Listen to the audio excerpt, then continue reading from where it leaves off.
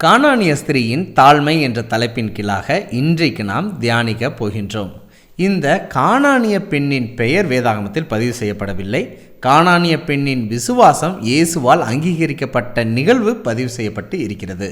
இந்த கானானிய பெண்ணின் மகள் பிசாசினால் கொடிய வேதனைப்படுகின்றாள். அதனாலே இந்த கானானிய பெண் இயேசுவை பின்தொடர்கிறாள். என் மகள் பிசாசினால் கொடிய வேதனைப்படுகிறாள் என்று தெரியப்படுத்துகிறாள். அதற்கு பிற்பாடு இயேசுவுக்கும் அந்த பெண்ணுக்கும் இடையே உரையாடல் ஏற்படுகின்றது. இந்த பெண் தன்னுடைய தாழ்மையான விண்ணப்பத்தை இயேசுவிற்கு முன்பாக வைக்கின்றாள். அந்த விண்ணப்பத்தை பார்த்து இயேசு மெய்சிலிர்த்து போகின்றார்.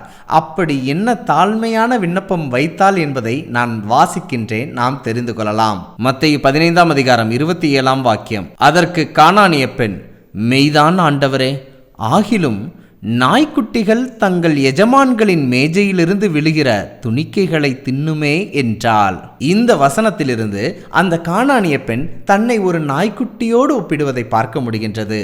என்னவென்றால், ஒரு நாய்க்குட்டி எப்படி எஜமானின் மேஜையிலிருந்து விழும் துணிக்கைகளுக்காக காத்திருக்குமோ அதை போன்று நானும் உம்முடைய கரிசனைக்காக, உம்முடைய கிருபைக்காக, உம்முடைய இரக்கங்களுக்காக ஒரு நாய்க்குட்டியை போன்று காத்திருக்கிறேன் என்று தன்னை தாழ்த்தி இந்த விண்ணப்பத்தை ஏறெடுக்கிறாள்.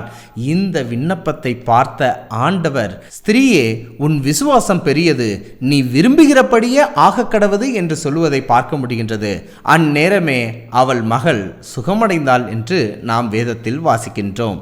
நாமும் கானானிய பெண்ணை போன்று நம்முடைய வாழ்க்கையில், நம்முடைய இதயத்தில், நம்முடைய ஜெபத்தில் நம்மையும் ஒரு நாய்க்குட்டியை போன்று எஜமானின் மேஜையிலிருந்து விழும் துணிக்கைகளுக்காக காத்திருக்கிறோம் என்று, நம்முடைய ஜெபத்திற்கான பதிலுக்காக காத்திருக்கிறோம் ஆண்டவரே என்று ஜெபித்தால் பரலோகத்தின் தேவன், தாழ்மையுள்ள ஜெபத்தை கேட்டு பதிலளிக்கிற தேவன், தாழ்மையுள்ளவர்களுக்கு கிருபை அளிக்கிற தேவன் நம் ஜெபத்தையும் கேட்டு பதிலளிப்பார் என்று விசுவாசிக்கலாம்.